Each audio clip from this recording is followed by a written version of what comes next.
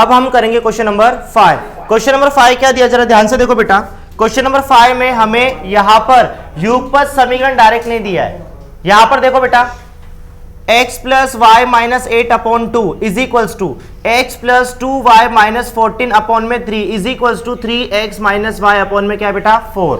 यहां पर हमें युगपत समीकरण दिया है क्या? नहीं, हमें यहां पर युगपत समीकरण बनाना है।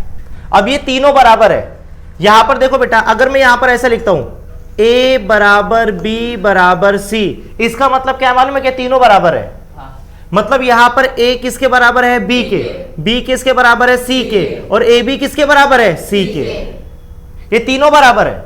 तो यहां पर मैं ऐसे लिख सकता हूं a बराबर b लिख सकता हूं, या फिर मैं b बराबर c लिख सकता हूं, या फिर मैं a बराबर क्या लिख सकता हूं? c लिख सकता हूं। मतलब यहां पर मेरे पास तीन कंडीशन है। समझ में आ रहा है? लेकिन हम लोग दो ही कंडीशन लेंगे, तीनों लेने की जरूरत नहीं। हमें कितना समीकरण चाहिए? सिर्फ दो समीकरण चाहिए। तो यहां पर देखो, सबसे पहले हम लोग क्या करेंगे, इन दोनों को साथ में लेंगे। समझ में आ रहा है? तो यहां पर देखो बेटा, x plus y minus 8 upon में 2 is equals to x plus 2y minus 14 upon में क्या है बेटा 3। इसको हल करेंगे तो हमें पहला समीकरण मिलेगा। अब बीच में बराबर का साइन है, a upon b is equals to c upon d, तो क्रॉस मल्टीप्लाई करते, पता है ना, a का गुणा d के साथ, फिर बराबर c का गुणा किसके साथ करेंगे? b के साथ। सिर्फ ऐसे गुणा होगा, इनका गुणा नहीं होगा। ठीक है, तो यहां पर देखो क्रॉस मल्टीप्लाई करेंगे, यहां पर ऐसे और फिर ऐसे। ठीक है, 3 का गुणा करेंगे, 3 का गुणा करेंगे x प्लस वाई माइनस 8 के साथ। ठीक है, 3 का गुणा करेंगे x प्लस वाई माइनस 8 के साथ, फिर बराबर का साइन, 2 का गुणा करेंगे x प्लस 2y माइनस 14 के साथ। समझ में आ रहा है? इसको हल करेंगे अभी, तो क्या होगा, 3 इंटू एक्स क्या हो जाएगा 3x प्लस 3 इंटू वाई क्या हो जाएगा 3y माइनस 8 3 कितना होता है 24 बराबर माइनस 24 है ना। 2 इंटू एक्स क्या होगा 2x प्लस 2 दूनी 4y प्लस माइनस माइनस 14 दूना कितना होता है 28। इतना समझा? उसके बाद देखो बेटा, ये जो x और y है इसको हम लोग लेफ्ट में लाएंगे और नंबर को कहां पर लेके जाएंगे? राइट में। सो 3x प्लस का प्लस 2x यहां पर आएगा तो क्या हो जाएगा माइनस 2x, फिर प्लस 3y, ये प्लस है इधर का तो क्या हो जाएगा minus 4y is equals to minus 28, minus है इधर का तो क्या हो जाएगा प्लस 24। समझा? अब उसके बाद देखो बेटा, 3x में से 2x को माइनस करेंगे, 3x में से 2x को माइनस करेंगे तो x बचेगा। देखो यहां पर, और यहां पर देखो बेटा प्लस माइनस क्या होता है माइनस, 3 में से 4 नहीं जाएगा, 4 में से 3 को माइनस करेंगे तो 1 आएगा, मतलब यहां पर सिर्फ y बचेगा। ठीक है, बड़ा नंबर देखो माइनस में है तो माइनस आएगा, बराबर माइनस प्लस क्या होता है माइनस, 28 में से 24 गया, कितना बचेगा 4, बड़ी संख्या 28 है तो माइनस 4। ये हमारे पास पहला समीकरण मिल गया। समझ में आ रहा है? इसके बाद हम लोग दूसरा समीकरण ज्ञात करेंगे।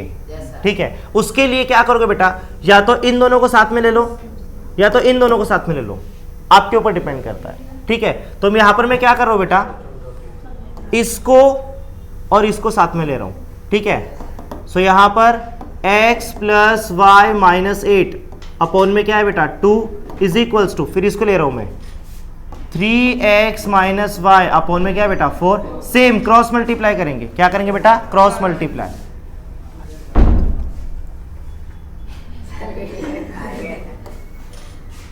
सो यहां पर हम लोग करेंगे क्रॉस मल्टीप्लाई, तो यहां पर क्या होगा बेटा, ए क्या बोल रहा है देखना इधर। सो यहां पर हम लोग करेंगे cross multiply, x plus y minus 8 का गुणा करेंगे 4 के साथ और 3x माइनस वाई का गुणा करेंगे 2 के साथ, क्रॉस मल्टीप्लाई करेंगे तो 4 का गुणा करेंगे x plus y minus 8 is equals to 2 का गुणा करेंगे 3x माइनस वाई के साथ, 4 इंटू एक्स क्या होता है बेटा 4x, फिर प्लस 4 इंटू वाई क्या होगा 4y माइनस 8 चौ कितना होता है 32 बराबर 2 3 सा होता है 6, 3 दूना 6 और x माइनस 2 इंटू वाई क्या होगा 2y। इतना समझा? अब यहां पर क्या करेंगे, x और y को हम लोग लेफ्ट में लेंगे, 4x प्लस का क्या हो जाएगा minus 6x plus 4y minus का क्या हो जाएगा प्लस 2y। ठीक है, बराबर ये माइनस में है इधर का तो क्या हो जाएगा प्लस 32। समझा?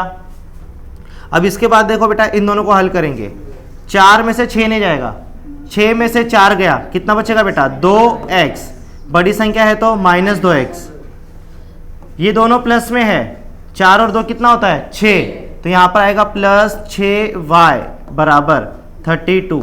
सब 2 से कट रहा है क्या, देखो 2 एकम 2, 2 तिहाई 6, 2 एकम 2 और 2 छंग 12।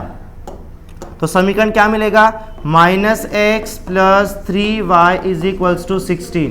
स्टार्टिंग में माइनस होता है क्या, माइनस से गुणा करेंगे तो साइन चेंज होगा, x - 3y = -16। ये दूसरा समीकरण है,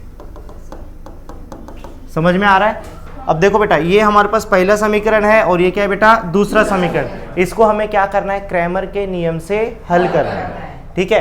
तो यहाँ पर इन दोनों को मैं साथ में लिख देता हूँ, यहाँ पर x - y बराबर कितना है बेटा -4, ये पहला समीकरण है। और दूसरा समीकरण क्या है बेटा, x - 3y = -16, ये दूसरा समीकरण है।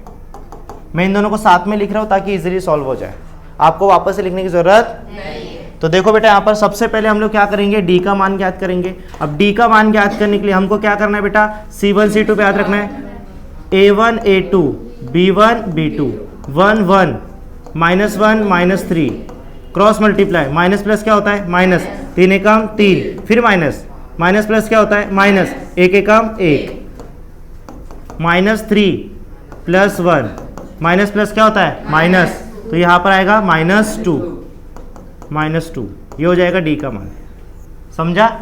उसके बाद हम लोग dx का मान ज्ञात करेंगे। dx का मान ज्ञात करने के लिए हमें x वाले टर्म पे हाथ रखना है, C1 C2 B1 B2 -4 और -16, B1 B2 -1 -3, माइनस माइनस क्या होता है प्लस, 4 3 कितना होता है 12, फिर माइनस, 16 एकम 16, तो dx बराबर 12 में से 16 नहीं जाएगा, 16 में से 12 को माइनस करोगे तो -4 आएगा, इतना समझा।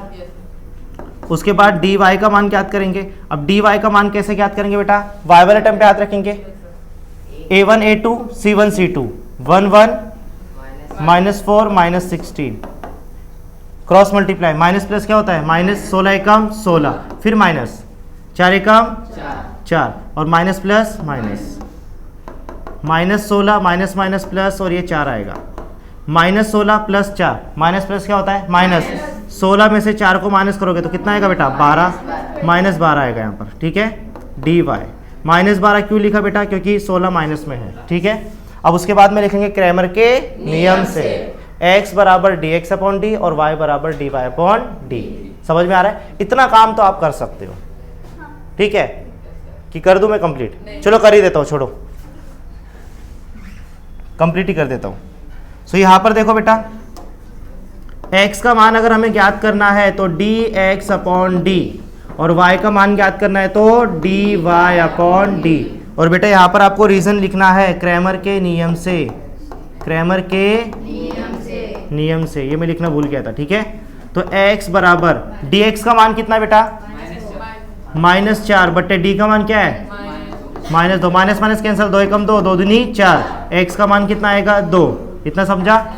y बराबर dy का मान कितना है -12, d का मान कितना है -2, माइनस माइनस कैंसिल, 2 एकम 2, 2 छंग 12, y का मान 6 आएगा, समझा। x का मान 2 और y का मान 6। तो यहाँ पर हमारा क्वेश्चन नंबर 5 भी कंप्लीट हो गया है।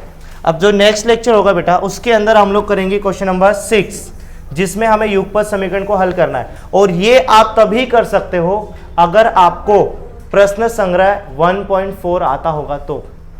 अगर आपको प्रश्न संग्रह 1.4 आता है तो इसको आप इजीली सॉल्व कर सकते हो। समझ में आ रहा है। तो नेक्स्ट लेक्चर में हम लोग क्वेश्चन नंबर 6 कंप्लीट करेंगे, ठीक है। और हमारे आई थिंक 3 लेक्चर जाएंगे, 3 लेक्चर में खत्म।